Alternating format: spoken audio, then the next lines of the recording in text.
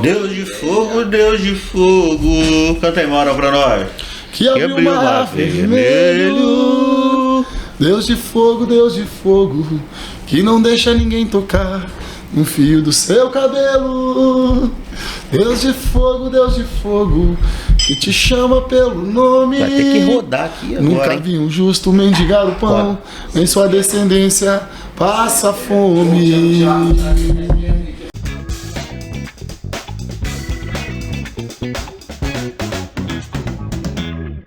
Fala pessoal, sejam bem-vindos a mais um Metocast, o podcast da Igreja Metodista Internacional de Long Branch.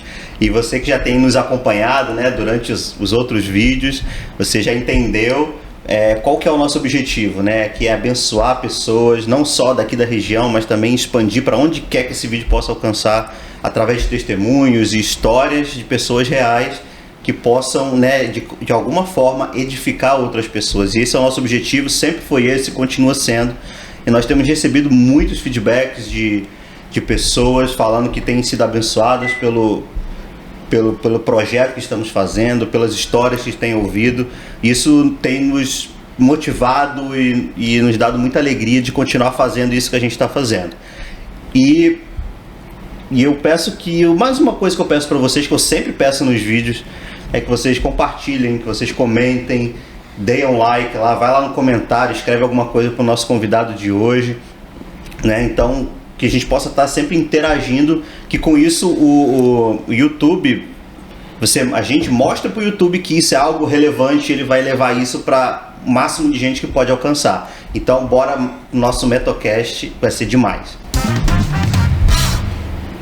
E o nosso convidado de hoje, o prazer de estar com você, Mauro Sérgio Gomes. Que prazer ter você aqui, cara. Prazer é tudo meu, meu irmão. A recíproca é verdadeira. Estou feliz de receber aqui. Amém. É bom de poder sentar aqui e conversar. A gente já conversa muito, né? Mas vai ser bom poder compartilhar algumas histórias do passado, né? Da infância e de como tudo aconteceu até que você está aqui hoje.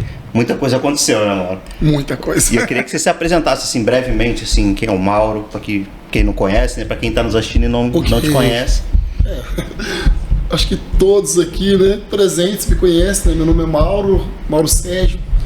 Eu sou casado com a Kelly Silva, tenho 42 anos de idade e tenho 2 filhos, Pedro e Isadora.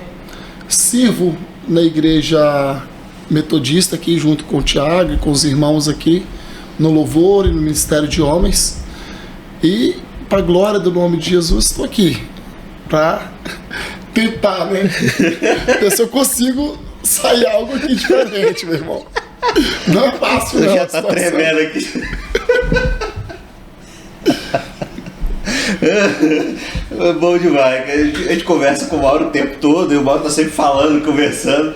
Ele chega aqui e fala que tá nervoso. Ele fala que ele não tá aguentando. Mas isso é bom, a gente poder ter a câmera na nossa frente, assim, dá toda a diferença. Quebrar o gelo, né? Tem que quebrar. E tipo assim, como é que o seu contexto, Mauro, assim, você nasceu num lar evangélico? Como é que era o seu contexto de criança, assim, quando você nasceu? É sempre uma pergunta que a gente faz para entender como é que começou. Você nasceu num lar evangélico? Não? Sim, eu costumo falar para as pessoas que é muito diferente a situação. No meu caso, eu nasci no lar evangélico e já tem todo um histórico da minha família, né, que se converteu. A primeira pessoa em 48. 1948? Em 1948 foi a primeira pessoa que se converteu na minha família. E nessa trajetória já vem todo um contexto, né, da nossa família, né? É o que eu costumo falar. A bênção, ela vai passando de geração em geração. E é uma história muito bonita, né? Só comentando breve aqui, um comentário breve. A primeira pessoa que se converteu foi um tio da minha mãe. E ele aceitou Jesus e era uma família muito tradicional, muito católica. E ele chegou lá e falou assim: eu aceitei Jesus. Inclusive, foi na igreja metodista. Um pastor metodista pregou para ele, ele aceitou Jesus. E ele chegou até a mãe dele. Falou: mãe, agora eu vou ser crente. A mãe dele queria matar ele. Foi o primeiro? O primeiro. Lá em 48? 1948. Uau. Foi a avó da minha mãe. Queria matar ele. O meu tio converteu e falou: vou matar meu filho. ela era católica ao extremo, né? Muito tradicional. E aquela confusão, até que ele conseguiu mostrar para ela o que era o evangelho, ó. Eu não a conheci, né, mas que a velha era brava. Diz que ela era terrível de mexer com ela. Ela que meio que mandava na família toda. E ela também, diante da palavra, ele chamou o pastor lá, o pastor metodista na época, e ele foi lá, pregou para ela também aceitou Jesus. E ela fez uma reunião naquele dia, chamou todo mundo. Minha mãe estava com 4 anos de idade, 4 para 5 anos. Hoje ela está com 79 anos, então ela tem 74 anos de evangelho. Só, né? Só 74 anos de evangelho. E naquele dia, a vovó Augusta chamou todo mundo, os filhos, e falou: a partir de hoje, todo mundo é crente. Agora a gente aceitou Jesus. A gente, no caso, ela já converteu todo mundo ali. Bom, ela já meio que falou: vai todo mundo na leva. E me parece, se eu não me engano, eram mais de 35 adultos e quase 60 crianças. Uau! Que aceitaram Jesus naquele dia. Naquele dia. E assim, como a família é muito grande, então aquilo ali já trouxe algo, já nasceu a igreja estruturada ali com a minha família. E minha mãe conta muitas histórias, né? Que Minas é muito tradicional, né? É um estado muito católico. Sim. Muito católico, um berço forte do catolicismo, né? No Brasil. E minha mãe conta assim algumas histórias que são marcantes. Uma dessas histórias, ela conta que quando fundou a primeira igreja lá em Raul Soares, que é uma cidade próxima da minha cidade, Matipó, abriu a primeira igreja com esse pastor e com minha família. E tá lá, abriu a igreja e foi fazer a consagração do templo. Essa igreja tá de pé até hoje lá, a igrejinha metodista, lindinha, tá lá. E ela conta que eles estavam lá no culto e tal, ela é a mais velha, ela tava com 5 anos, e eles são 6 ou 7 irmãos, e todo mundo pequenininho e tal, alguns nem tinham nascido ainda. E foram lá e começaram o culto. O pastor já começou o culto. De repente, o padre veio e trouxe todo mundo com tocha mesmo, para botar fogo na igreja com eles lá dentro. E não queria deixar ninguém sair lá de dentro e queria colocar fogo na igreja. É mesmo? E minha família estava toda lá. Inclusive o tio meu tem uma cicatriz que caiu alguma coisa na cabeça dele, mas ficou até hoje. Ele tem essa cicatriz lá. História de filme, mas História de filme. E, mediante essa situação, aquela circunstância, todo mundo escondido, eles começaram a jogar pedra e quebrando os vidros da igreja. Aí chegou um policial militar. Esse policial, ele tinha acabado de chegar na cidade.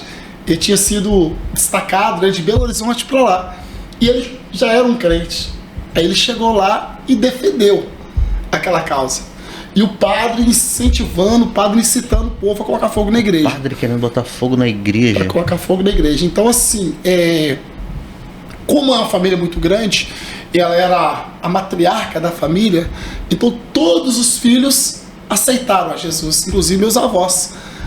A minha avó aceitou Jesus junto com meu avô, os filhos, e foi uma ramificação. Hoje nós temos muitos pastores na família, muitos pastores. Então a minha família da minha mãe, parte da minha mãe, todos são evangélicos.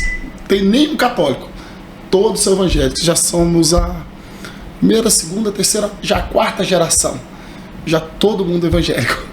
Caramba, 1948, então a linhagem é bem extensa, né? Muito grande. E o negócio que você falou foi interessante, né? Sua avó se converteu e já converteu todo mundo, né? Vocês se convertem aqui agora todo mundo é crente.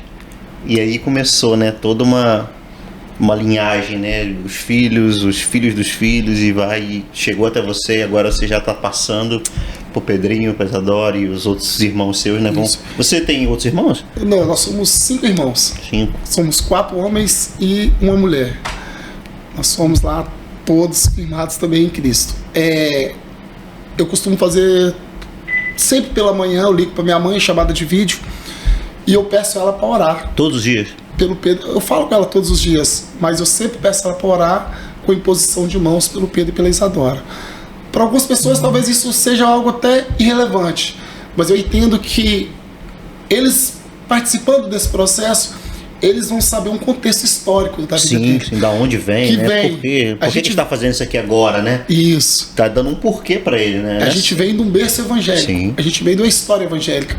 E eu gosto muito quando minha mãe conta essas histórias para mim, que se você parar para analisar, 1948 foi um ano que muito marcante para Israel. Foi um ano que Israel voltou a ser pátria, voltou a ser nação.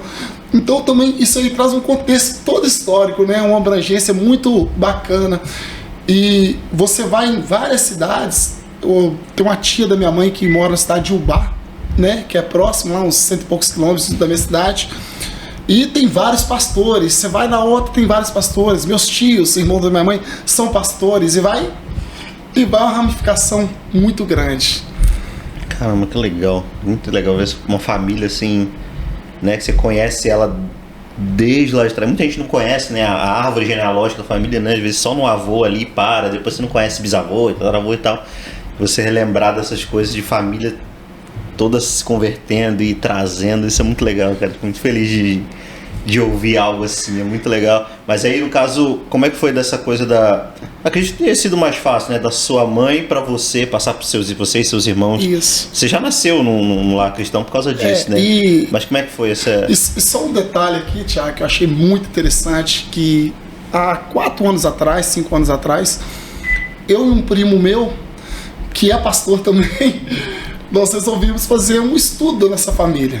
De onde que veio nossa família? Vamos ver a ramificação. E nós conseguimos encontrar documentos de 1824 da família. Tem um departamento lá em Mariana, né? Perto de Ouro Preto, que eles falam que é a Cúria, o lugar que fica guardado os documentos da Igreja Católica. E as pessoas, normalmente, os documentos antigos, buscam lá porque a igreja, ela coordenava, ela organizava essa documentação toda, era a igreja. E ele conseguiu um documento, o rapaz que a gente contratou para fazer. Ele é o tataravô da minha mãe. O nome dele é John Woodson. E isso aí me motiva muito, porque você vê o seguinte, quando Deus tem um plano na nossa família, a gente acha que a nossa história é perdida. Não, mas a nossa história, nós temos um contexto histórico em Cristo, e a gente, é o que você falou, você vai passando isso de geração em geração. E no documento consta, porque estava escrito lá o nome dele, John Woodson, ele da cidade de Birmingham, na Inglaterra, e ele foi para Minas Gerais ser minerador. Então ele veio para ser minerador aos 23 anos de idade, e ele, por ser protestante de religião, e ele tem que ter autorização da Igreja Católica para casar com a dona Florinda, e cita o nome da minha tataravó, e fala o seguinte, ele protestante e ela católica, então ele precisava de uma autorização da igreja e da coroa para ele casar com ela, porque era de uma religião diferente. Então, se você pegar isso aí é uma história diferente. Ou seja, lá atrás ele já servia a Deus. Em 1824, quando ele chegou ao Brasil, ele já era protestante. Ele já era um servo de Deus. Aí vocês foram buscar isso? Vocês e seu irmão tiveram essa curiosidade? Assim, vamos ver. Vamos buscar os documentos.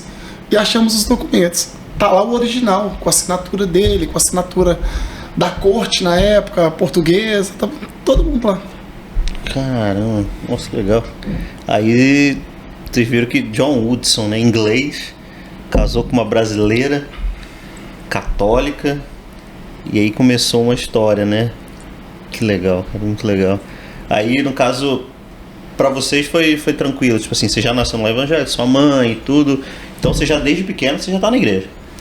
É o que eu falo, Thiago, as pessoas acham que pelo fato da gente ter nascido na igreja, a gente meio que tem uma certa facilidade, mas hoje eu consigo entender de uma forma diferente, porque muitas vezes nós conhecemos a igreja, mas nós não conhecemos a Cristo. Eu acho que esse é o grande divisor de águas na vida dessas crianças como eu, né? Nasce no lar evangélico. Eu tive uma mãe muito presente.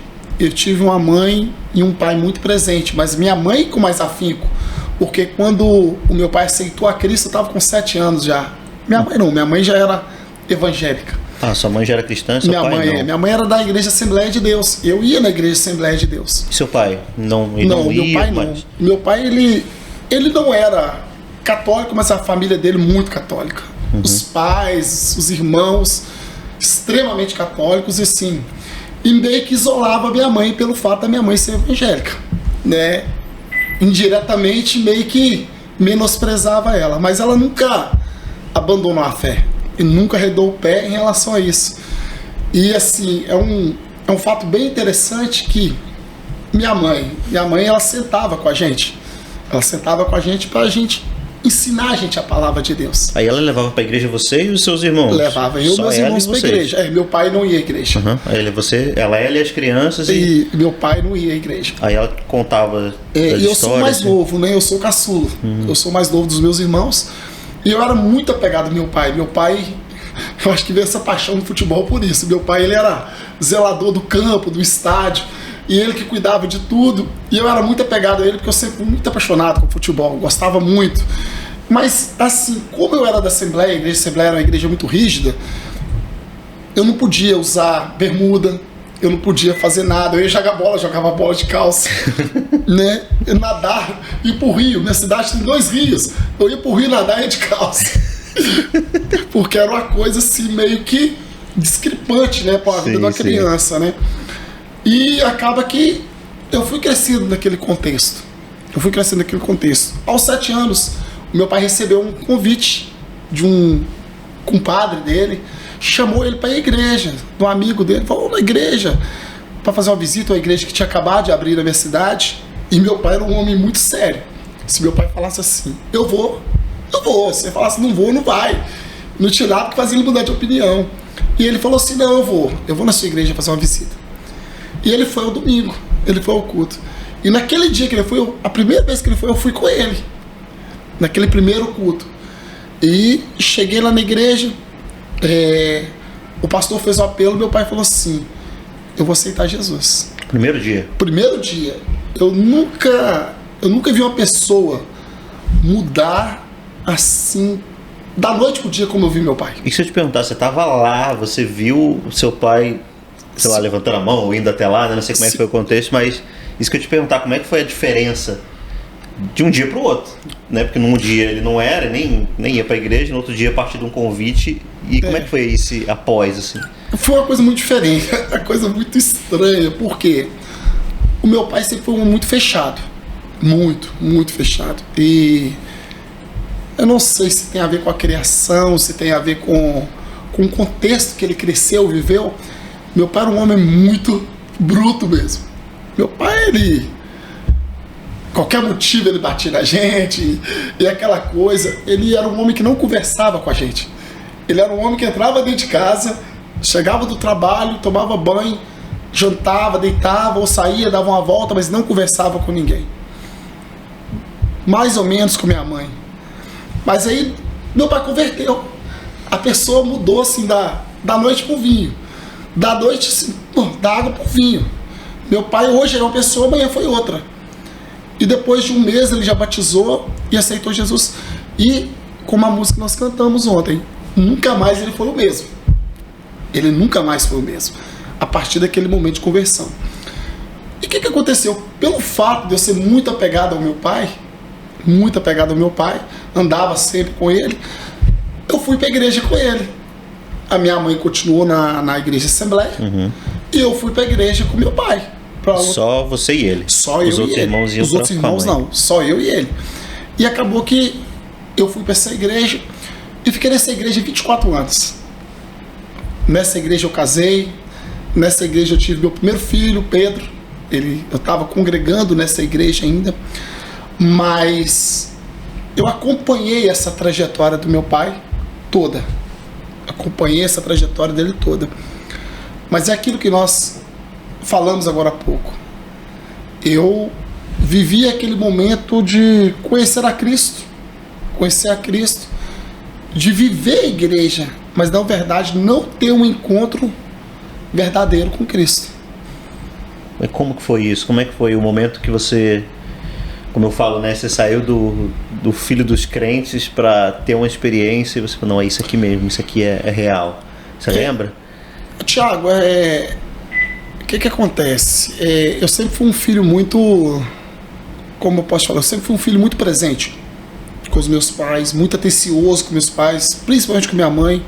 Minha mãe é minha paixão. Minha velhinha é minha paixão, amo aquela velhinha minha com todo o meu amor, assim, não. E o que acontece? Eu sempre quis honrá-la, eu sempre quis honrar os meus pais. Então, assim, eu não fazia as coisas erradas. Eu não fazia coisa errada, assim, aos olhos humanos. Assim, de beber, de fumar, de sair pra festa, nada disso. Porém, eu era aquela pessoa que cresceu na igreja, mas sem ter uma experiência com Deus. Mas, nessa trajetória, a vida ela vai te ensinando. E você vai vendo o seguinte, o cuidado de Deus para com a sua vida. Um dos fatos muito interessantes que aconteceu comigo, que eu posso te falar que meio que aguçou aquilo em mim e me mostrou que eu devia ser diferente. Eu não lembro qual ano que foi, mas teve um ano na política em Minas que os candidatos eram o Hélio Garcia e o Hélio Costa. Eles eram candidatos a governadores de Minas Gerais. E me lembro muito bem que quem fazia os shows deles, que tinha muito showmício, né? Era o Zezé de Camargo e Luciano, fazia pro Hélio Garcia, e o Leandro Leonardo fazia pro Eduardo Costa. E ele, o Hélio Costa. E ele visitava aquelas cidades todas, as maiores cidades da região, assim, a cidade que tem acima de 50 mil habitantes, para fazer os shows e fazer os comícios políticos. E é muito engraçado, cara. Esse dia era um sábado. E o Zezé de Camargo ia lá fazer um show na cidade de Manhuaçu, que fica a 40 e poucos quilômetros de Matipó. E ele ia lá, cara, e eu pensei, cara, eu não vou perder isso. De jeito nenhum. Eu quero ir nesse show. E combinei com os meninos da igreja. Falei, só acabando o culto, eu ia tocar. Eu ia tocar lá, mas não, acabando o culto, eu vou sair daqui e a gente vai direto. Já combinei com o taxista. Falei assim, a gente já vai direto pra lá. Viu o Zezé de Camargo. Vamos pro show. E nesse, cara, viu o Zezé de Camargo. E por que eu tava tão empolgado? Porque eu tinha combinado com a menina que estudava comigo, eu era meio que apaixonadinho com ela e tava tudo dando certo. Tudo certinho, combinei com ela, vamos encontrar lá na festa e tal, vou sair daqui 8h30, 9h30 eu tô lá, e ela falou, tudo certo, Mauro, eu vou estar lá na festa. E aquilo ali, cara, e a igreja que eu congregava, os cultos são de meia hora. Os cultos começavam assim, meia hora, 40 minutos, começavam 7h30, quando era 8h05, 8h10, já tava acabando o culto. E, cara, eu tocava, e o pastor pregando, eu falei, cara, esse cara não vai acabar essa mensagem, não. Eu desesperado, cara, aflito. Aquela situação, cara, eu falei assim, nossa, o pastor não acaba, não acaba, não acaba. Quando o pastor falou amém, o meu violão já tava no banco, cara, eu fui o primeiro a levantar. E já saí correndo e tal, e chamei os meninos, a gente pegou o táxi e fomos pra Manhuaçu. E marquei com a menina, falei assim, ó, nós vamos encontrar lá na praça rodoviária, que era o show, né? Vou encontrar lá, tinha uma loja, autopeças, em frente à Autopena. Eu tava com meus 16 anos, mais ou menos, a gente vai encontrar lá e chegamos lá, a gente se vê. Aí, doido pra chegar e tal, chegamos lá, aquela confusão, congestionamento. Aí cheguei, andei uns 3 km a pé, porque o carro não descia. Aí fui lá, encontrei com a menina, ela estava literalmente no lugar que eu tinha marcado com ela. E você, eu não sei você, né, no seu processo de conversão como é que foi, mas quando você é crente, cara, meio que se sente envergonhada. É o famoso peixe fora d'água, né? Eu falei, cara, eu tô aqui, isso aqui não é pra mim, pensando. Eu fui, aí eu vi a menina. Aí eu falei assim, ó, vou ficar meio escondido, né? Aí fui abraçar ela assim, fiquei meio que atrás dela, escondido assim, perto de um poste. Né, pensando assim, se alguém me conhecer, eu tô enrolado, né? Mais ou menos. Aí eu tô lá, cara, tranquilo. Eu lembro até a música que cantou, cara. A música foi Eu Vou Ficar Guardado no Seu Coração. Eu tava cantando a música, eu vou ficar guardado no seu coração. E eu abraçado com ela assim, cara, todo romântico, apaixonado, cara. Aí me passa um bêbado. Aí me passa um cara tonto, caindo, literalmente caindo, assim, tropeçando e tal. Ele passou assim, caiu de cara no chão. Na sua frente? Na minha frente, assim. Eu assustei com aquilo, fui lá e peguei ele pela mão, levantei ele. Aí ele foi e falou assim, olhou pra mim, não falou nada, né? Foi, deu 2 passos pra frente. Ele foi, voltou, olhou pra mim, apontou o dedo no meu nariz e falou assim, ô crente de merda. Ele me chamou com essas palavras. Falou assim, ô crente de merda, o seu Deus sabe que você tá aqui. Eita. E eu nunca vi esse cara na minha vida, não sei quem que é esse cara, e apontou o dedo na minha cara e falou umas 10 vezes. E falou umas 10 vezes, crente de merda, crente de merda. Cara, aquilo ali me bateu um desespero. Aquilo ali me bateu um desespero. E eu comecei a chorar. E a menina tava assim, não, Mauro, chora não, é normal, ele nem te conhece não, e tudo. E eu comecei a chorar, eu não conseguia assim, entender o que estava acontecendo. Aí tinha um orelhão perto, eu liguei pra minha mãe e falei, mãe, a senhora tem dinheiro para pagar o táxi aí? Eu tô indo embora. Onde você tá, Mauro? Eu falei, eu tô em Manhuaçu. O que você tá fazendo aí? Eu nem sabia que eu tava lá. Eu falei, não, mãe, eu tô indo embora. Aí só me dá o dinheiro aí, eu dou outro dinheiro pra senhora. Eu trabalhava já, né? Aí fui embora, aos prantos. Aos prantos. E cheguei em casa, aquela noite eu não consegui dormir. Não consegui dormir. Só imaginando aquela cena, aquela acusação. Aquilo ali meio que começou a mexer comigo.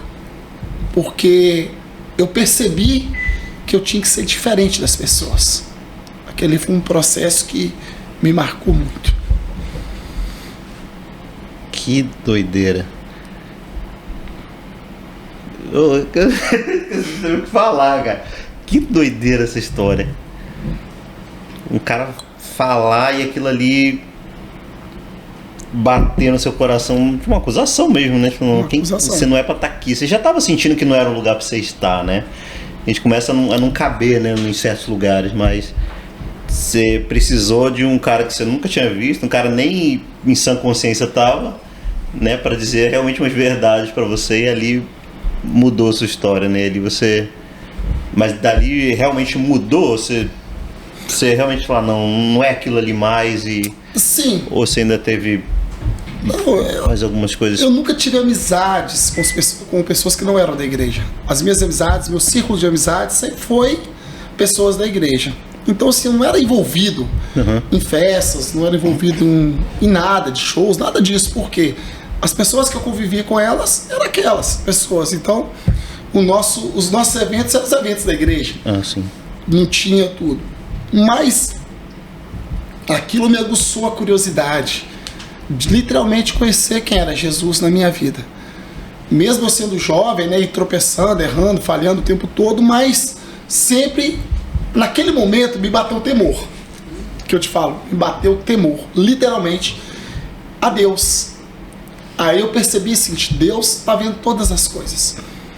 E passou um tempo, aí naquela coisa, Thiago, e eu passando naquele momento de transição, eu já trabalhava, comecei a trabalhar desde meus 10 anos de idade, eu trabalhava, com 12 anos eu tive meu primeiro emprego mesmo, mas aí aquela transição de adolescência para juventude, tudo, e um dia eu falei para Deus, e aquela angústia na alma, sabe, aquela angústia, com namoradinha, aquele negócio todo, e nada estava dando certo, as coisas.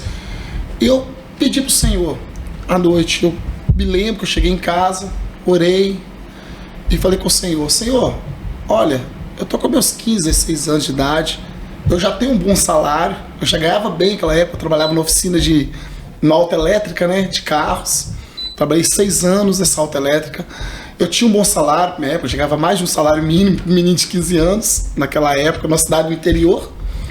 E estava ali naquela situação e eu falei para o Senhor, Senhor, tá tudo dando certo. Eu sou, entre aspas, assim, bem sucedido, porque praticamente ninguém tinha emprego naquela época, eu já tive meu emprego. Eu já era meio que independente, minha mãe, depois dos meus 12 anos, minha mãe nunca mais me deu nada, não precisou. Porque eu sempre trabalhei, e eu comecei a falar com Deus. Eu falei, Senhor, eu quero entender Por que às vezes me dá essa angústia? Por que às vezes acontece assim, de eu vir e eu ficar triste e às vezes as coisas não fechar na minha vida assim, da maneira como eu queria? Eu me lembro que eu dormi nesse dia. Eu cheguei cedo em casa e fui dormir depois dessa oração. E eu estava dormindo, eu já morava só com meus pais, meus irmãos já não moravam mais, já tinham todos mudado para BH. E eu tô lá, rapaz, aí eu percebi em sonho, eu percebi que entrou alguma coisa no meu quarto. Alguém entrou no meu quarto. Alguém entrou no meu quarto e eu me lembro que eu estava dormindo, era época de frio, e eu estava coberto, eu sempre dormi com a cabeça tampada, eu sempre gostei de dormir com a cabeça tampada, eu dormindo assim, só que em sonho eu percebi que entrou alguém. E essa pessoa chegou perto de mim e bateu no meu ombro. E bateu no meu ombro, bateu. Aí eu fui, tirei a coberta, em sonho assim, tirei a coberta. E quando eu percebi se era um anjo que estava, eu falei assim, mas um anjo de Deus aqui? Isso tudo em sonho. E ele falou assim, eu vim cá dar as respostas que você pediu a Deus hoje. Aí eu me lembro que eu virava pro lado dele, ele começava a conversar comigo, igual eu estou falando com você aqui. Ele começou a conversar comigo, ele começou a pontuar a minha vida, ele começou a me mostrar algumas coisas na minha vida que eu estava fazendo que não era agradável aos olhos do Senhor. Aí ele começou a me mostrar até amizades que eu tinha que não era agradável aos olhos do Senhor. E começou a fazer as pontuações da minha vida. E eu me lembro que eu chorava muito. Eu chorava muito nesse sonho. Quando ele ia falando comigo, eu chorava. E eu falava assim, como eu vou mudar? Eu preciso de mudança na minha vida. Aí ele foi e falou assim, Deus vai cuidar de você. E ele começava a falar comigo, olha, Deus requer de você mais oração, mais busca, mais leitura da palavra, literalmente me ensinando. E quando ele terminava isso, ele falava assim, olha, o recado de Deus para sua vida já está dado. E ele sumia assim do nada. E quando ele sumiu, eu acordei. E eu acordei desesperado, liguei a luz para ver se tinha alguém lá, e não tinha ninguém. Porém, quando eu voltei para minha cama estava toda molhada de lágrimas. Eu estava todo molhado de lágrimas. E eu falei com o Senhor, Senhor, eu quero saber se foi o Senhor que falou comigo. Eu quero saber se foi um anjo que esteve aqui. Aí eu peguei a Bíblia, a Bíblia dormia assim do lado da minha cama. Eu peguei a Bíblia, pequenininha assim, abri ela. Quando abri ela, eu falei, coloquei o dedo. Fechei o olho, coloquei o dedo. Quando eu olhei o versículo, aí apareceu o versículo, lá em Gideão, quando a história de Gideão, estava escrito assim, e o anjo do Senhor apareceu a Gideão debaixo do carvalho em Ofra.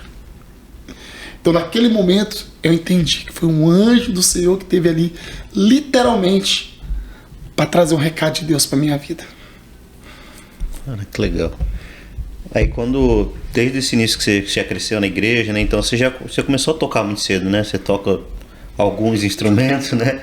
A gente é do Ministério de Louvor junto. E como é que foi esse início? Você começou a tocar muito cedo? Eu comecei, Thiago, eu tava com uns 10 anos, 9, 10 anos de idade. É até engraçada a história. Eu tinha um moço que tocava na igreja, era só ele só tocava violão sozinho, só ele tocava.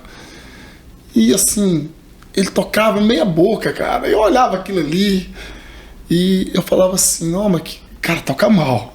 Eu não sabia tocar nada, não sabia que tocava mal. Eu achava estranho aquilo ali, cara. Eu falava assim, vamos ver. Aí eu pensei um dia assim, eu vou aprender a tocar. Aí eu chamei uma menina lá da igreja, a Silvia. A gente era mais ou menos, ela é um ano mais velha que eu, a gente cresceu junto na igreja também. E falei com a Silvia, vamos tocar violão? Ela falou, como tocar violão, mal? Eu falei, vamos tocar, só. Vamos tocar. Eu vou pedir minha mãe comprar um violão pra mim. Minha mãe, pessoa muito humilde, e era muito difícil as coisas. Eu não sei como foi com você, mas era muito difícil comprar as coisas, era adquirir. Minha mãe, com todo sacrifício, ela trabalhava de serviçal na escola, lavava roupa pros outros, aquele negócio todo. Ela foi e me deu um violão. Eu lembro direitinho, um violão tonante, vermelho. Amava aquele violão. Ele ficava, as cordas ficavam afastadas desse tanto, machucava a mão toda, mas eu amei aquele violão. Minha mãe comprou pra mim. E eu cheguei no moço da igreja, falei, você me ensina a tocar? Aquele cara que tocava sozinho. Eu tocava sozinho. Você me ensina a tocar? Ele falou assim, Mauro, mas eu não sei ensinar não, mas eu te ensino. O que eu sei eu te ensino. Eu falei, então tá bom, então me ensina. Eu lembro que era um domingo. Lá tinha culto, domingo, terça e quinta, na igreja. Domingo, terça e quinta. Aí no domingo, eu cheguei perto dele e falei com ele assim, me ensina a tocar. Ele falou, vou te ensinar então. Ele me ensinou a pegar Dó, Ré e Mi. As 3 notas que ele me ensinou. Aí eu já tava com o violão em casa. Eu falei, eu vou embora. Aí cheguei em casa, só que na minha mente, eu lembrava das músicas que eu tocava na igreja, lembrava dos louvores assim, e lembrava do que ele fazia. Eu falei assim, eu vou aprender a tocar. E comecei a pegar sozinho. Ninguém nunca, só ele que me ensinou essas 3 notas, literalmente. Dó maior, Ré maior e Mi maior. O resto eu aprendi tudo sozinho. Aí eu vi ele tocando, eu falei assim, eu vou aprender, eu vou fazer. Aí eu fui no culto da terça, eu vi ele tocando. Aí cheguei em casa, peguei o violãozinho, minha mão sangrava. Minha mão literalmente sangrava os dedos. Mas eu tocava o dia todo. Eu tocava o dia todo, sem faltar nem um dia. E era período de férias minha, então eu pegava violãozinho de manhã, ia lá na rua, brincava um pouquinho, voltava para casa e pegava violãozinho e pegava o dia todo. Isso aí passou terça, eu via tocando, na quinta eu via ele tocando, no domingo eu falei com ele, eu aprendi a tocar um hino. Ele falou, mas como assim você aprendeu a tocar? Eu falei, não, eu aprendi a tocar. Essa foi a primeira música? A primeira música. Você lembra dela? Lembro. Pega um violão aí pra gente aí. Vai dar uma palhinha aqui pra gente. É que falou que toca, a gente tem que provar. Aí eu fui, cara, e peguei, falei assim, não, eu vou... Obrigado. Aí eu fui e falei assim, não, eu vou tocar essa música. E olhei ela assim e falei assim, não, eu acho que eu sei tocar ela. Ele falou assim, então toca pra mim ver. Aí eu fui e peguei a música. O pique dela tá aí no meio, deve estar atrapalhando. Tá atrapalhando, tá vendo? Tá vendo? É.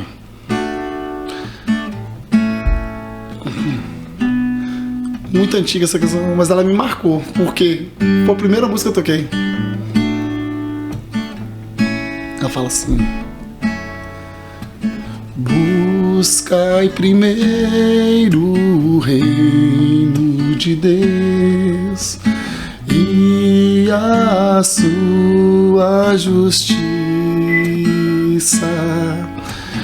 e acrescentadas outras coisas vos serão. Aleluia, aleluia. Essa foi a primeira canção. E daquele dia eu amei. Aí sabe aquele negócio assim que você olha aquele negócio e o cara ficou sem entender. Ele falou, mas quem te ensinou a tocar? Eu falei, não, eu vi você tocando e eu vi que dava certo. Eu peguei as notas e vi que dava certo e as coisas foram encaixando. Aí com um mês que eu tava meio que treinando, aí já me colocou pra tocar na igreja. Aí ficou vocês dois. Aí não, aí o que acontece? A Silvia, ela viu motivada a tocar violão também. Ela falou, não, vou tocar também. Ela foi, pegou o violão, comprou o violão e pegou e foi e aprendeu a tocar também. Com um mês, a gente já tava tocando na igreja. Aí ficou 3 violonistas na igreja. 3 violonistas na igreja. Só tinha um sozinho, depois virou 3. Assim, tinha um meia boca e tinha 2 que não sabiam nada, né? Aí, e ficamos ali, cara. E nesse período eu fiquei comecei a tocar na igreja e nunca parei. Até hoje. Eu fiquei um período parado, mas estou até hoje. Sim, Aí, sim, sobre...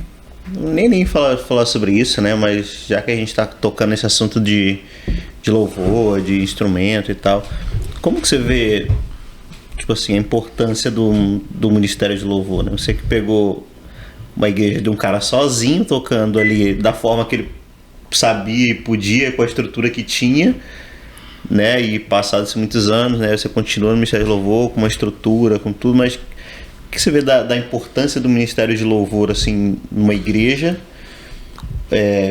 principalmente com relação à igreja, você levar, né, você criar um ambiente da adoração para os membros ali? Como é que você vê a importância do ministério de louvor? Thiago, Isso é interessante, né? Essa conexão nossa de adoração, nossa, homem a Deus. Normalmente as canções, elas nos marcam muito. Sim. Então, assim, a maioria das pessoas que se convertem, você vai conversar com elas, ela falando, nossa, no período que eu estava na igreja, cantava tal hino, tal música, essa música, ela entrou no meu coração, ela me marcou, ela trouxe uma esperança para minha vida. E quando você fala dessa importância musical na igreja, do Ministério de Louvor, eu volto lá atrás na minha história. Minha mãe, eu com 2 anos de idade, 3 anos de idade, já havia decorado o livro da Bíblia. Todos os livros da Bíblia. 2 anos? Uns 2, 3 anos de idade, já havia decorado. Por quê? Minha mãe, ela colocava a gente lá e começava a cantar pra gente. Gênesis, Êxodo, Levítico, Números, ela cantava os livros. Deuteronômio. Ela falava assim, vocês têm que conhecer a palavra de Deus. Vocês têm que conhecer a palavra de Deus. E ela sempre falava assim, a palavra que vai mudar a vida de vocês. É a palavra de Deus. Então foi através da música que eu comecei a entender a divisão da Bíblia, como que a Bíblia era, como que era assim, essa conexão, adoração, palavra a Deus. E quando você fala hoje, o que eu penso do Ministério de Louvor, essa conexão, eu vejo o seguinte, Tiago, primeira coisa, eu acho que a adoração, ela tem que ser uma adoração em santidade. Sim. O homem para adorar, a pessoa, a mulher, quando eu falo homem, o gênero, né? Sim. Homem e mulher, para ele adorar, ele tem que estar em santificação a Deus. Porque existem coisas que a gente custa compreender e entender. Eu tive um pastor muito bom, congreguei com ele bem tempo lá na igreja dele. Foi até pastor do Isaac, da Fabiana também, pastor Ari. Um dia eu estava conversando com ele e eu entrei nesse assunto com ele, essa abordagem dele. Nossa, a gente adora tanto a Deus, a gente canta para Deus e tudo. A pregação é para Deus e tal. E ele falou, Mauro, o pouco que eu entendo, eu quero te falar uma coisa. Adoração, ela é para Deus, mas você canta para a igreja. A palavra, ela não é para Deus, a palavra ela é para a igreja. Eu falei, mas como assim, pastor? Ele falou, Mauro, quando a gente prepara um sermão, ou vocês quando estão no ensaio, ali treinando, se preparando, buscando, orando para isso, logicamente que o intuito, logicamente que o louvor, a adoração, ela é de Deus, mas vocês estão fazendo o melhor para servir a igreja. Sim. Então ele falou assim, todo homem, ele nasceu para servir. Então assim, o sermão que eu preparo, às vezes com dias, com horas, esse sermão é para servir melhor a igreja. Então, quando você fala assim, da importância do Ministério de Louvor, muitas pessoas falam que é a preparação da palavra. Não, eu já acho que o louvor é a expressão da santidade de Deus na sua vida. Precisa, que você falou, né? O louvor vai para Deus, mas é aquela questão da santidade, você precisa derramar na igreja, né, aquilo que você está carregando, né, a santidade que você está vivendo, o processo, né, que você está vivendo. Claro que santo, 100% santo ninguém é, né, mas a gente está nesse processo e é interessante, né, o louvor é para Deus, mas o nosso ato de serviço, né, precisa derramar, transbordar na igreja, né, para a igreja ser abençoada de alguma forma. É o que eu comento com os irmãos. Salmos, né, 23, o que Davi fala? Unges a minha cabeça com óleo e o meu cálice transborda, não é isso? Ele poderia escrever, acho que estaria uma forma bem escrita, unges a minha cabeça com óleo e o meu cálice enche. Ou unges a minha cabeça com óleo e eu estou completo. Ele poderia ter escrito isso. Mas por que ele fala unges a minha cabeça com óleo e o meu cálice aqui transborda? Porque é a minha vida, é a sua vida. Quando nós estamos completos, repletos de Deus, o que acontece com o nosso cálice? Ele vai transbordar. E no transbordar, as pessoas que estão à nossa volta, elas vão ser impactadas também com aquilo que nós estamos vivendo no nosso coração. Então, isso que a gente tem que entender, que nós precisamos nos encher a ponto de transbordar. Esse movimento que a igreja faz, que nós estamos buscando hoje, de um movimento de expressão, um movimento de divulgação, um movimento de santidade, para as pessoas virem em nós algo diferente, eu acho que é isso. Eu estou cheio a ponto de transbordar. Então, se o irmão que está ao meu lado, ou a pessoa que não seja um crente ao meu lado, ele vai ver a diferença na minha vida. Porque esse transbordar do Espírito Santo de Deus na minha vida. Então, quando você fala adoração, adoração é a expressão máxima de louvor a Deus. Eu acho que é o ápice, né, do homem com Deus.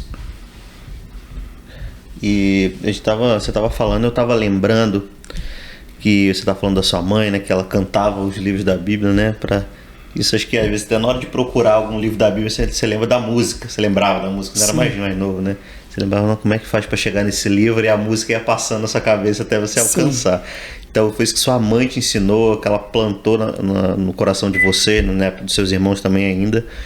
E eu já convivi um pouco com o Pedrinho, né, com o Pedro, seu filho. Tá com quantos anos, Pedro, hoje? Ele tá com 13. 13. E eu já ministrei um pouquinho pros adolescentes e tal, e o Pedrinho tava lá.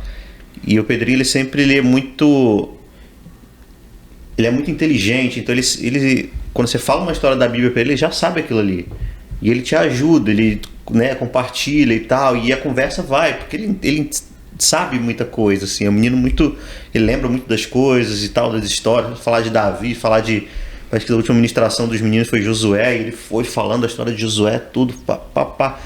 E isso me veio à mente aqui agora, né, que você estava falando que sua mãe fez isso, né, falava a palavra para você já desde muito cedo, com música ou sem música, e hoje isso você passa, né, você continua passando, e o Pedrinho está recebendo isso, e o Pedrinho que está aprendendo hoje, ele vai passar para os outros, a Isadora também, e isso é muito interessante, porque você se vê nele, assim, essa missão que você tem. Sim. Porque você recebeu da sua mãe muito cedo e você tem a missão de passar para alguém, né? Passar para a próxima geração sua, né? Para que essa linhagem não termine ali em você. Então ela precisa continuar, e não só de conhecimento, né? Você falou, não, eu frequentei a igreja há muito tempo, mas eu não conhecia Deus. O Pedro já frequenta a igreja há muito tempo, conhece muitas histórias da Bíblia, tem muito mais que eu, se bobear. Mas você se vê nele, assim, nessa fase da vida, assim, tendo que essa importância de você estar ensinando a ele tá pegando aquilo ali, ele tá falando, ele tá lendo, ele tá ouvindo, e ele vai passar isso para alguém mais para frente, né? Você se vê assim nele, assim, nessa importância de se passar. Muito, Thiago, muito. Ele é muito antenado. Sim. Se ele perceber uma coisa, ele aprende muito rápido. E sim, cada pai, cada mãe tem uma forma de lidar, né, com os filhos relacionado a isso. Mas a Kelly, assim, eu acho que nós colocamos isso no nosso coração e a gente usa disso não como amuleto, mas como escudo, literalmente, que a palavra de Deus, ela é escudo, né, proteção. Deus, ele é escudo para a nossa vida. Todos os dias, antes deles irem para a escola, todos os dias, isso é certo, né? A gente lê um capítulo da palavra para o Pedro, para a Isadora, ministra sobre ele todos os dias, eu e a Kelly. Eu e a Kelly. Quando eu não posso, a Kelly ministra, quando ela não pode, eu ministro, mas eles não saem de casa sem ser abençoados com a palavra e com a nossa oração. E a gente vê o quanto isso é importante no crescimento dele, o quanto é importante na vida deles, porque a semente ela está sendo plantada no coração deles. Aconteceu um episódio com ele há pouco tempo atrás, uns meses atrás, na escola, e eu fui lá, porque não tinha nem necessidade de eu ir lá, mas eu fui lá saber o que aconteceu. E pedi para conversar com o diretor da escola, conversei com o diretor da escola, e ele falou assim comigo uma coisa que me chamou muita atenção. Ele falou assim, seu filho é excepcional. Ele falou, seu filho é excepcional. E você como pai, você é um exemplo. Ele falou, quem dera se todos os pais fossem dessa forma. A maneira de educar o filho.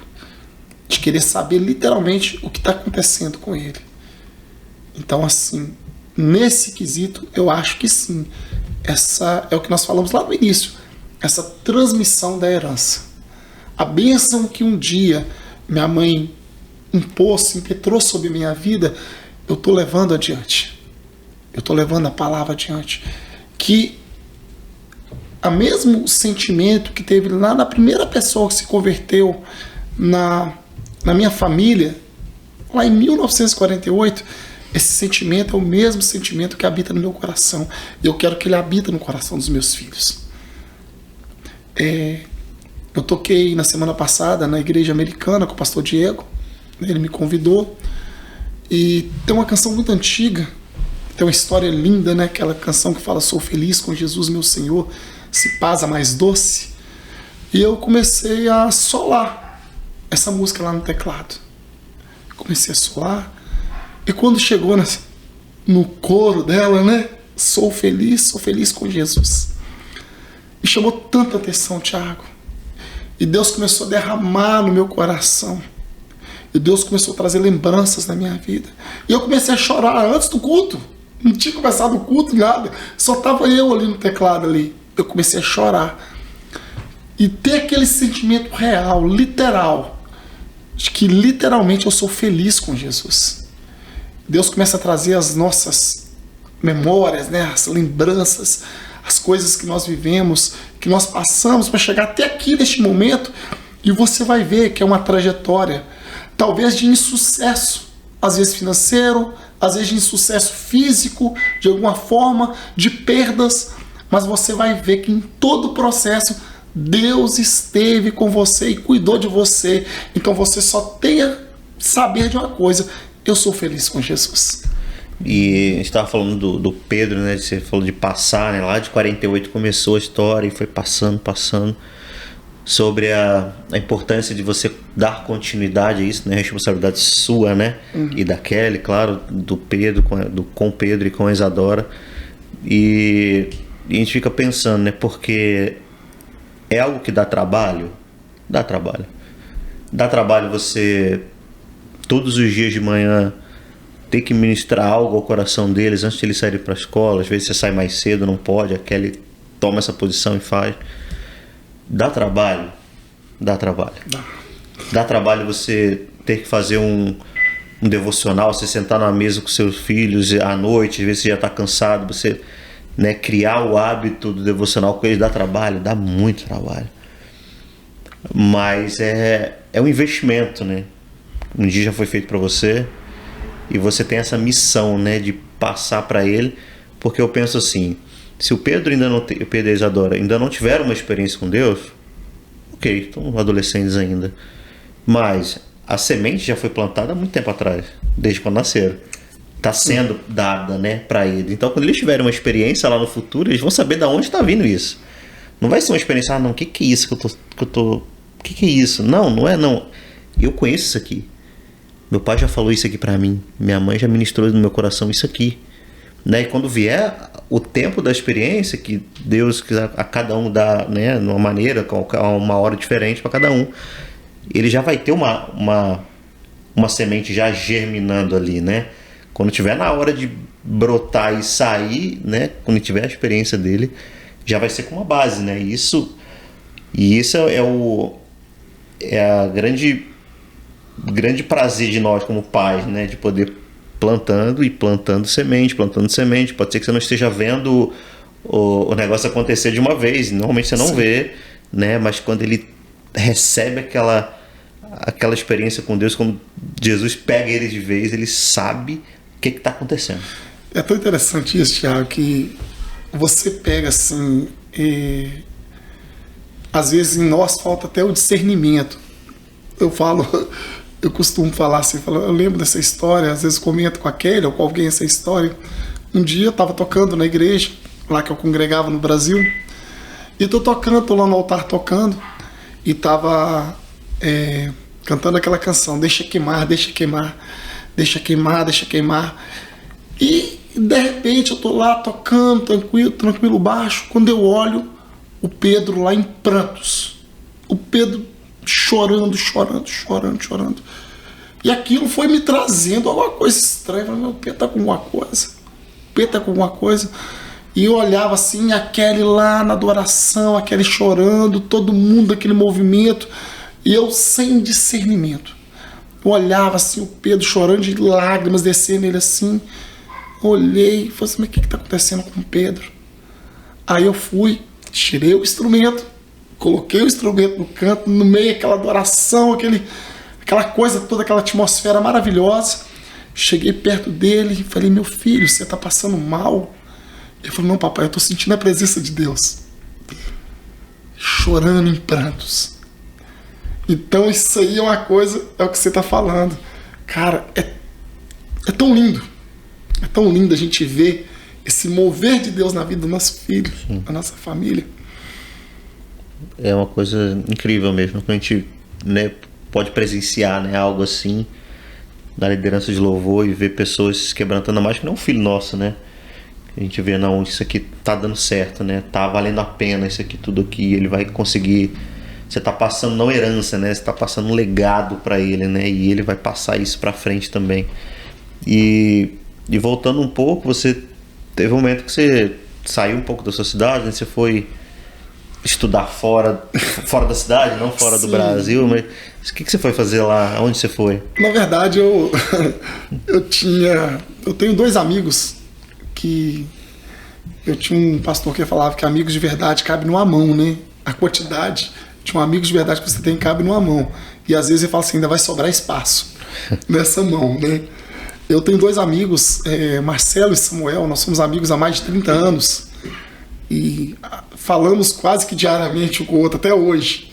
Somos amigos assim de, literalmente, chorar um com o outro, sorrir com o outro, saber da necessidade do outro e tentar suprir em oração, em ajuda que seja, de qualquer forma assim, é que eu posso te dizer.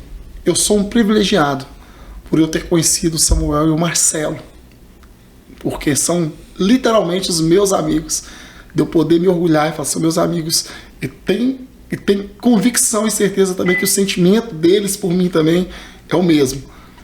É uma coisa muito... A Kelly fica rindo, assim, quando a gente encontrava assim, ela falava assim, não, esquece da vida vocês, e a gente virava a noite, literalmente virava a noite conversando e conversando e conversando. Hoje a gente nos falamos quase todos os dias também nesse aspecto. E o Marcelo, meu amigo, ele foi estudar em Viçosa. E o Samuel já estava em Viçosa, que é uma cidade universitária que tem lá em Minas, né? A Universidade Federal lá.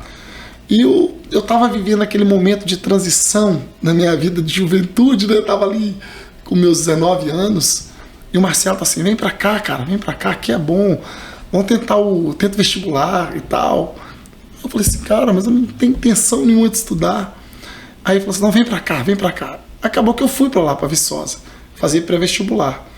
E chegou lá, como eu não tinha uma condição financeira dos meus pais para me ajudar a nada, eu tive que trabalhar. Acabou também que meio que enrolei também e não estudei, né? Ficava aquele negócio, fazia cursinho, não passava, aquele negócio todo. E acabou que eu comecei a trabalhar. Lá em Viçosa? Lá em Viçosa. Comecei a trabalhar e fiquei lá em Viçosa 3 anos. Uma cidade muito boa. Um lugar muito bom. Mas você não estudou mesmo, não? Você só... Estudei nada, cara. Mas você ficou 3 anos lá, depois você voltou para a sua cidade de origem? Aí o que aconteceu? Meus irmãos trabalhavam na Fiat. Meus irmãos mais velhos. E meu sonho sempre foi trabalhar na Fiat. Me espelhava, um dia eu quero entrar na Fiat, um dia eu quero ver os irmãos estão lá, eu quero também trabalhar lá na Fiat. Aí eu fui, aí meu irmão, lá num, como que eles falam? É carta de indicação. Você não... Um funcionário indica o outro e tal, você entra. Normalmente indica a família, algum conhecido, alguma coisa. E meu irmão ganhou uma carta de indicação. E foi e falou assim, Mauro, você quer trabalhar na Fiat? Eu falei, quero. Aí ele falou, só que você faz uns testes, algumas coisas, se você passar, você começa a trabalhar. Você estava em Viçosa ainda, quando ele te falou? Eu estava em Viçosa. Uhum. Aí eu fui lá para Betim, aí fiz os testes. Aí eu não saía, não sei como é hoje, mas não saía no dia não. Aí demorava uns dias, te dava uma resposta. Fui lá, fiz os testes, voltei para Viçosa. E aí meu irmão ligou, você foi chamado. Agora você pode vir e tal. Já faz seus documentos, você vai assinar a carteira e começar a trabalhar. Aquilo ali foi um irrealizado sonho. O que eu posso te dizer? Mesmo estando vazio de Cristo em alguns momentos, mas eu sempre tive um temor em meu coração. Eu nunca me desviei. falar assim, Mauro, você teve algum período que você ficou fora da igreja? Nunca. Nunca. Desde que eu nasci, nunca saí da igreja. Sempre fui membro da igreja, sempre estava na igreja. Mesmo dando uns escorrega, no caminho, mas estava na igreja. Aí você começou a trabalhar lá, o que você fazia lá na Fiat? Trabalhava na produção, orelha seca. Orelha seca? Orelha seca. Aí quanto tempo você ficou lá também? Eu fiquei na Fiat de 2004 a 2007. Fiquei na Fiat de 2004 a 2007. Quando eu me desliguei da Fiat, eu já não trabalhava mais na produção. Eu fui estudar, né? Eu fazia faculdade à noite e fui trabalhar na qualidade, em outras áreas da Fiat. Mas aí eu falei assim com minha esposa. Aí eu acabei de casar. Eu casei em janeiro, pedi demissão em fevereiro. Eu casei dia 2 de janeiro de 2007. Em fevereiro eu pedi demissão da Fiat. Eu queria trabalhar com outras áreas. Eu fui trabalhar de vendedor, outras coisas. Assim, tentando usar as habilidades naturais que eu tinha, né? Eu fui trabalhar. Aí você foi fazer outras coisas aí. Sim. E pulando um pouco, né? Você chegou aqui nos Estados Unidos já com 39 anos. 39 anos. Como é que foi essa mudança? Assim, foi meio drástica, né? Um cara já de 39, quase 40 anos. Você trabalhou muito, sempre trabalhou muito, né? Desde cedo e tal. E chegar aqui nos Estados Unidos, outro tipo de trabalho, como é que foi pra você? Foi muito um choque, assim? Sabe, eu não sei você, né? Eu não sei as pessoas, mas a gente tem expectativa que as coisas aqui são mais fáceis. Acho que todo mundo. Sim, a expectativa acho que todo mundo tem esse sentimento. Tô indo pra lá, a coisa lá é mais fácil e tal. Sim. Aí você chega aqui e você toma aquele choque, né? A ponto de descer, né? Eu trabalhava com o Isaac, né? Aí morava aqui na casa dele, ia descer da van, você tinha que tirar uma perna, colocar, e depois você tirava outra. E tomava Tilenol de manhã, de tarde, de noite, pra ver se dava conta, né? A culpa é do Isaac, então? Não, esse início. Okay. Não. O Isaac foi abençoado. O Isaac foi bênção, né? Se não é ele, eu tava morrendo de fome, né? Mas resolvi vir por uma necessidade. Eu trabalhava para mim, as coisas não deram bem, e não encaixaram, e muita coisa, e deu errado. E falei assim, como que eu vou? Né? E como é que vai ser as coisas? Acabou que Deus abriu as portas e vim. Né? E cheguei aqui naquela expectativa, né? Vou ganhar dinheiro e vou mudar a minha história. Tô indo para lá para ganhar dólar, ficar um tempo, vou ficar milionário e vou mudar a minha história. Eu acho que todo mundo pensa mais ou menos assim, né? Todo mundo pensa, tô indo para lá para ganhar dinheiro e o mundo agora vai conspirar ao meu favor. Só que Provérbios, né? O homem faz planos, mas a resposta certa ela vem de Deus. Né? Quando Deus... O que eu costumo dizer? Não que eu seja calvinista, armeniano, alguma coisa nesse sentido, mas eu creio sim que Deus tem um plano na nossa vida. Não é que a nossa história ela já foi escrita. A nossa história ela está sendo escrita. Né? Deus que está nos dando condição de escrever a nossa própria história quando a gente está aos pés dele. Então creio eu que Deus falou assim, não, essa não é a história que eu tenho para o Mauro. E para você entender isso, Thiago, eu acho que a gente tem essa complexidade dentro da gente para entender literalmente até que ponto que eu deva literalmente me entregar a Deus e servir a Ele com todo o meu coração e crer que Ele vai suprir todas as coisas. É meio que enigmático, né, essa situação, né? A coisa que mexe muito com a gente, principalmente aqui. Porque se a gente vem à procura, todo mundo vem para procurar dinheiro, e você chega aqui, você tem essa percepção, não, o dinheiro para mim não é mais prioritário. O dinheiro para mim agora ele é secundário. A prioridade na minha vida é servir a Deus. E é tentar ganhar almas para Jesus. Então, a gente ter esse entendimento, ele meio que mexe com as nossas estruturas. Sim. E com a gente, né? De como lidar com essa situação. Cheguei, né? Entrei no Ministério de Louvor. Quando eu cheguei aqui, fiquei um tempo no Ministério de Louvor. E tinha muitas coisas na minha vida que eu não percebia, e às vezes percebia, que precisava de mudanças, porém, sabe aquele negócio que você vai, a música do Zeca Pagodinho, deixa a vida me levar, né? E você vai levando aquela condição, de qualquer maneira, com aquele sentimento, não, eu estou fazendo a coisa certa. Eu estou tocando na igreja, está tudo certo, eu estou servindo a Deus. E Deus meio que te confronta. Deus literalmente me confrontou. Você não está fazendo nada, você está fazendo tudo errado. Você não é crente. Você precisa de mudança na sua vida. Aí aquele negócio meio que mexeu comigo. Eu falei, mas como assim? E as palavras vinham, era para mim. E começou aquele período de confronto dentro de mim. E eu falei, Senhor, mas como assim? O que é que eu vou fazer? Quando você pega a Bíblia, né, principalmente o Velho Testamento, quando as pessoas tinham determinados problemas, né, o que é que ele fazia? Ele corria para o homem de Deus, né? Ele corria para o profeta, falava, o que Deus tem para falar comigo? Não é isso que a gente faz? Sim, desse jeito. Aí eu corri para o profeta. Eu posso te falar com toda a convicção. A minha vida foi uma até o dia que eu comecei a fazer um discipulado com o pastor Antônio. Daquele dia, o primeiro dia que eu sentei na cadeira e comecei a tratar com ele as questões da minha vida que precisavam ser tratadas, a minha vida foi outra a partir daquele momento. Eu posso te falar assim, em todos os aspectos. Todos, literalmente todos. Espiritual, familiar, profissional, afetivo. Então, mas eu tomei uma decisão. Eu quero mudar. Eu preciso de uma mudança na minha vida. E a mudança, ela não tinha que ser simplesmente aparente. Não precisava ser vou mudar, agora não vou deixar minha barba mais. Agora, ou senão eu vou deixar minha barba crescer. Agora eu vou andar careca, ou senão eu vou colocar uma peruca. Não.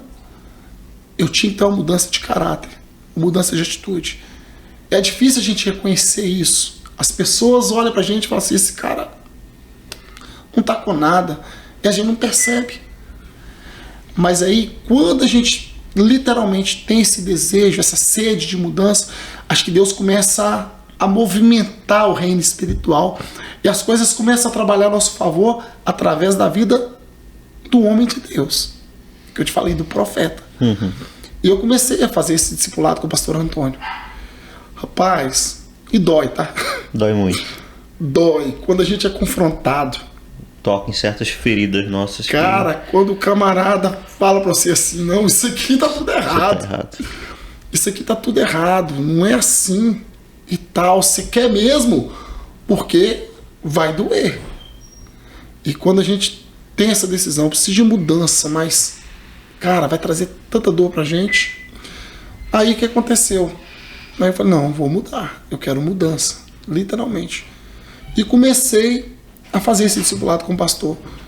E na minha terceira vez ou quarta vez que eu encontrei com ele, toda semana a gente encontrava, agora não é mais semanalmente, mas encontramos muito, mas era toda segunda-feira. Eu falei, pastor, eu preciso de me esconder agora. Eu não posso ficar mais como eu era. Aí ele falou assim, o que você está falando, Mauro? Eu falei assim, eu vou me desligar do louvor por um período. Ele falou assim, que bom, que eu precisei te dar esse conselho.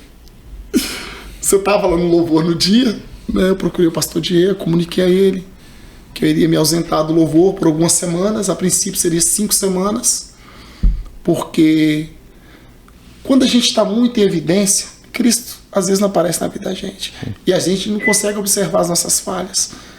Eu me desliguei do louvor. Imagina você, 20 e tantos anos no louvor, 30 anos no louvor, do nada, você se desliga do louvor. Foi meio que um choque. Eu te confesso que eu conversei com ele, cheguei em casa, abri a boca e chorar, falei pra Kelly. Chorei, porque não era normal pra mim aquela circunstância, aquela situação. E aí passou as 5 semanas, eu falei, pastor Antônio, eu vou falar com o senhor uma coisa. Eu não quero mais voltar pro louvor. Agora eu quero buscar um período de santificação a Deus. Nunca, Tiago, jejuei tanto, nunca orei tanto, nunca li a palavra tanto, nunca, nunca, nunca, do que esse período, a partir desse período. Então, assim, quando você fala assim, qual o período, quando você teve um encontro com Deus, eu posso te dizer que eu estou tendo um encontro com Deus todos os dias. Quando foi essa conversão? Eu me converto todos os dias.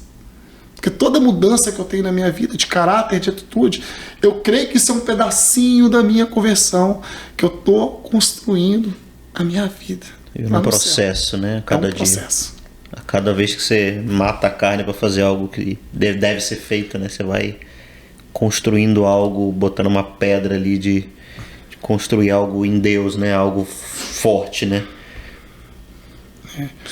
E assim, e quando você toma determinadas atitudes na sua vida, aí Deus começa a literalmente te perguntar, mas o que você quer? O que você quer? E eu comecei a entender que eu posso vir a ganhar dinheiro aqui.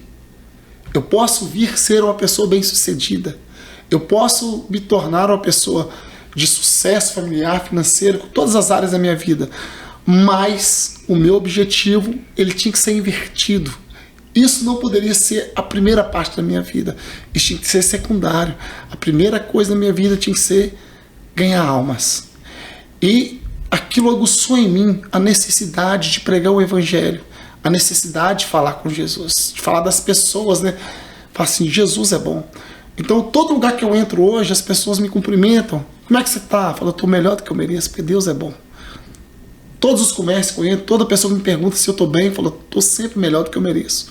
E Deus, ele começa a colocar pessoas na sua vida para você literalmente cumprir o ID de Deus na sua vida. Eu tive uma experiência muito grande aqui, Long Branch, com uma pessoa aqui. Eu fui numa loja, fui passar o dinheiro lá, mandar o dinheiro para o Brasil. E essa pessoa estava lá, a dona da loja, e a gente começou a conversar. Ela falou que o pai dela era de outro país, a mãe dela era brasileira, mas ela nasceu aqui, nem parecia que ela era nascida aqui, mas ela nasceu aqui nos Estados Unidos e tal, uma pessoa muito espontânea, muito gente boa. E naquela conversa ela falava assim, eu sou uma mulher muito feliz, eu sou realizada, para mim as coisas tudo é boa e tal. Aí você tem uma percepção, quando você está bem com Deus, você começa a ter percepção espiritual. O Espírito Santo de Deus começa a falar com você literalmente. E Deus começou a falar no meu coração, fala para ela que ela não é feliz. Eu falei assim, sabe aquele choque, cara? Aquele medo de abrir a boca. Eu falei assim, como assim? Eu vou falar que ela não é feliz? A mulher tá falando que tá feliz aqui. Tava ela, a funcionária, aqueles negócios todos ali. Quebrar o barato dela.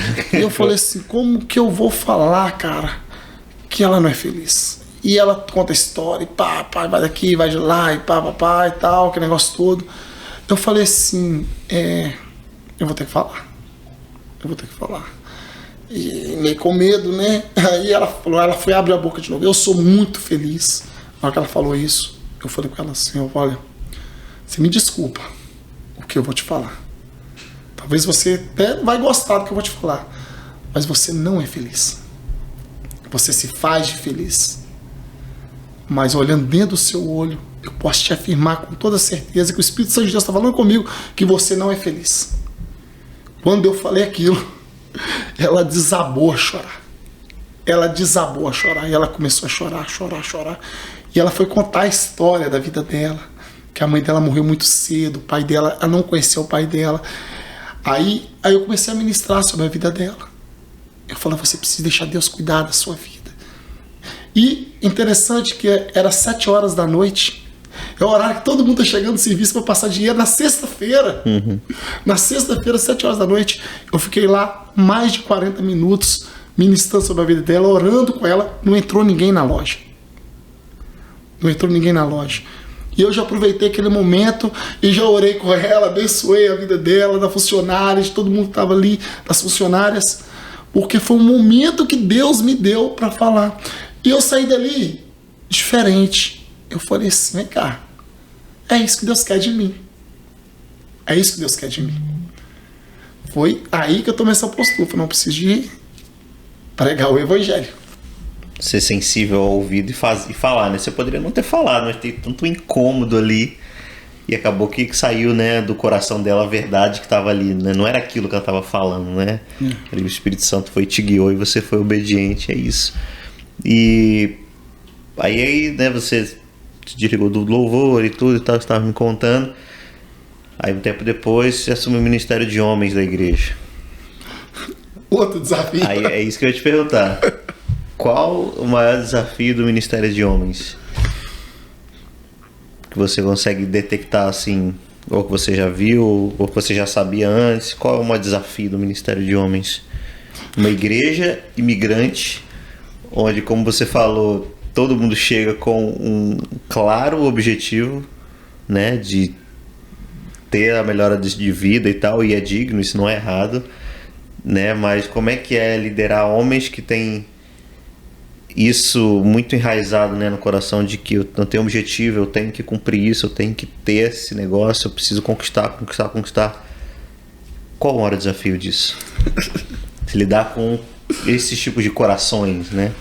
Rapaz, eu confesso pra você que já bateu vontade de desanimar, né, de voltar atrás. Você já presenciou reuniões, né, comigo com o pastor? Eu falei, sim, pastor, não tem jeito não, esse negócio vai pra frente não. Porque eu acho que todo lugar é difícil, mas eu acho que aqui é mais difícil ainda por essa questão financeira, essa questão monetária, né? Eu acho que o dinheiro aqui, ele sobrepuja muitas coisas. Até valores. Até valores. Princípios que você já teve um dia. Então as pessoas, elas preferem normalmente fazer de tudo para ganhar o dinheiro, para ganhar aquele dia de trabalho, para fazer aquele trabalho, do que literalmente tirar um tempo para servir a Deus. Então quando você fala assim, Mauro, qual que é o maior desafio? Qual que é o maior desafio? Eu acho que é levar os homens, né, a partir de mim, a entender que Cristo tem que ser a prioridade da nossa vida. E veio muito a calhar com as situações, os temas, né, da nossa igreja, né, os lemas do ano, né? Sim. O primeiro foi o quê? Foi fundamento, né? Esse ano é fundamento, ano passado foi posicionamento. Posicionamento, me desculpa, isso mesmo. Ano passado foi posicionamento. Então, você vê que os encontros que a gente está tendo dos homens, todo mês a gente está tendo encontros, e o que acontece? A gente está tentando levar essa mensagem, da gente ter a necessidade de tirar um tempo, literalmente, para a gente servir a Deus juntos. E as últimas reuniões que a gente tem tido, eu percebi, foi muito gostoso.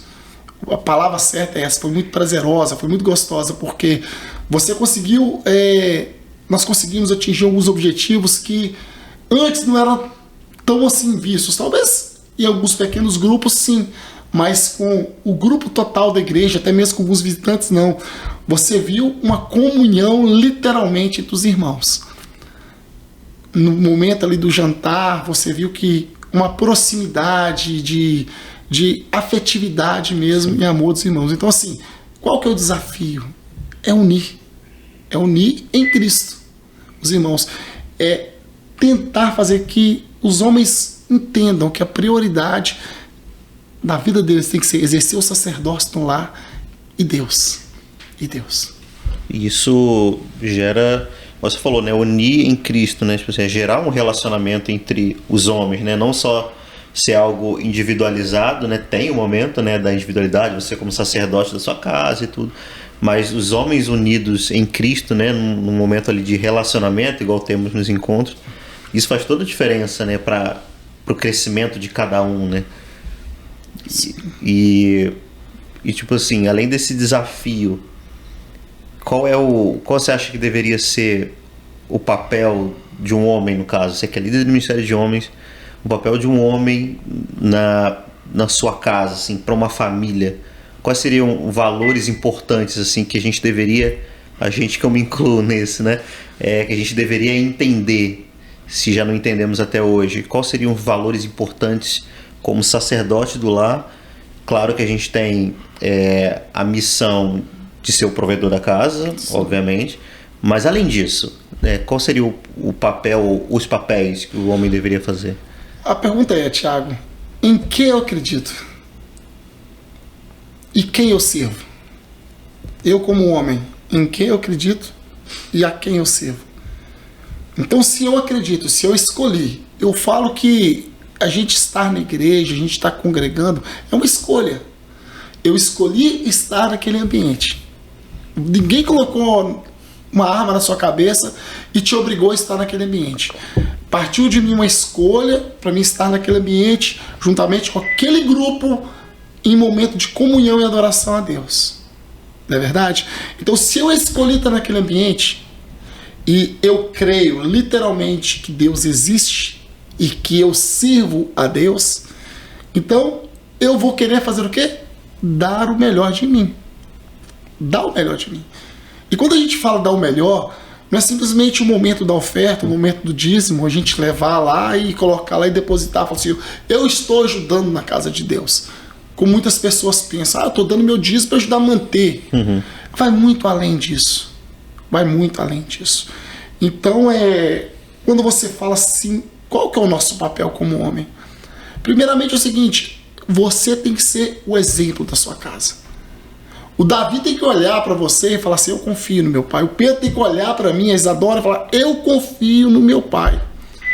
O meu pai é um homem que tem um caráter de Deus. O meu pai é um homem que eu preciso de orar porque meu pai ora.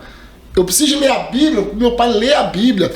Eu preciso de ir aos cultos porque o meu pai vai ao culto. E vai com alegria para lá. Com alegria. Não é um peso para ele. Porque eu ouço e ouvi umas frases, né, assim, que os filhos, eles pouco ouvem o que a gente faz, o que a gente fala. Mas eles estão muito atentos ao que a gente faz. Né? Então, a gente falar, filho, vai ler a Bíblia, vai orar. Isso. Mas nós temos feito isso? Essa é a questão. Né? Essa é a questão. E é um desafio, porque nós mesmos, como homens, né, sacerdotes da casa, às vezes nós damos a oportunidade ao nosso filho de literalmente abdicar das coisas de Deus. Às vezes a gente incentiva tantas coisas a ele e não incentivamos buscar o reino de Deus, os nossos filhos. E que homem é que eu estou sendo? Que posicionamento é esse que eu tive? E que fundamento é esse que eu estou colocando na minha casa? Então, assim, é muito desafiador isso. E como o Isaac um dia me contou uma história que estava lá na igreja e perguntou às crianças, alguém perguntou às crianças, quem que é o seu super-herói? Aí eu falei, o Homem-Aranha, o Super-Homem, o Batman e tal. Perguntou o Guilherme, quem que é seu super-herói? Ele falou, meu pai. O meu pai é o meu herói. Você entendeu? Então, assim, esse sentimento, cara, ele tem que ser vivenciado dia a dia na nossa casa. O meu filho ele tem que olhar para mim e falar assim, pai, eu tenho orgulho de você. Então, quando você fala assim, Mauro, o que deve ser feito, cara? Orgulho. Orgulho. Meu filho tem que olhar para mim e falar assim, cara, meu pai é um cara honesto. Meu pai é um cara temente a Deus. Meu pai ele é trabalhador. Meu pai é um cara de caráter, um cara de palavra. Esse, Tiago, que é o legado do crente. A palavra da pastora Domingo foi tremenda nesse sentido. Que homem que eu tô sendo, cara. Que homem que eu tô sendo. Esse banana espiritual, banana moral, banana profissional, que homem que eu tô sendo? Qual o legado que eu tô deixando pra minha família? Então, às vezes que nós como homens, nós devemos fazer essa pergunta pra gente. Sim. Entendeu? Sim. Cara, eu tô até arrepiado. Tanta coisa que eu ouvi, eu fui extremamente edificado e até mesmo confrontado pelas coisas que você falou, assim, eu fui trazendo à minha mente, né, eu como pai de adolescente também, né, de ter esses desafios, né, essas responsabilidades enormes, que não vai só não vai somente no âmbito de prover a casa, mas vai muito além disso, né, vai do legado que você vai deixar. E eu fui muito, muito abençoado, eu creio que vocês também foram, mas, Mauro, obrigado, cara, por você ter vindo aqui. Amém, meu irmão. Mas eu queria que você deixasse as suas considerações finais para quem está nos assistindo aí, o que você quiser falar, o que está no seu coração. Amém. E já te agradecer mais uma vez pela disponibilidade do tempo, de poder ter trocado ideia e esse bate-papo tão bom que foi muito edificante para mim, que todo o pessoal que está aqui também foi muito edificado. E o que você tiver para dizer para os que estão te assistindo? Primeiramente, obrigado, né? Obrigado, Thiago, Isaac, Donison, né, por esse convite desafiador, igual eu tava falando com o Thiago, a gente meio que passa mal antes, né, cara, que a gente fica preocupado com a situação, com a circunstância, mas é bom a gente estar falando de Deus, é bom a gente estar levando a palavra de Deus, né, no nosso testemunho, nas nossas atitudes. Agradecer também a minha mãezinha querida, que eu te amo demais, minha gata, minha princesa. Minha mãe é minha princesa. Meu paizão, amo meu paizão, mas minha mamãe é minha princesinha do coração, né? Obrigado, mãe, pelos ensinamentos, obrigado por tudo. Pastores, pastor Antônio, pastor Diego, pastora Poliana, obrigado por me aceitar, né, como membro e confiar em mim também responsabilidades, né? Obrigado a minha esposa, meus filhos, que Deus possa abençoar a todos, né? Amém. Obrigado mais uma vez, Thiago. Deus abençoe. Cara, eu fui muito abençoado, como eu te disse. Eu espero que vocês tenham sido também, né? Que vocês ouçam e passa esse link aí do YouTube ou do Spotify para todo mundo que você conhecer, que eu creio certamente, com certeza, absolutamente, que esse bate-papo aqui pode edificar muitas e muitas vidas. Então, passa para todo mundo, comenta e faz isso chegar a mais pessoas, esse testemunho maravilhoso, né, de conversão, de transformação, de legado, tudo que a gente conversou aqui. Então, muito obrigado por vocês terem assistido aqui até o final e até o próximo Metocast. Um grande abraço.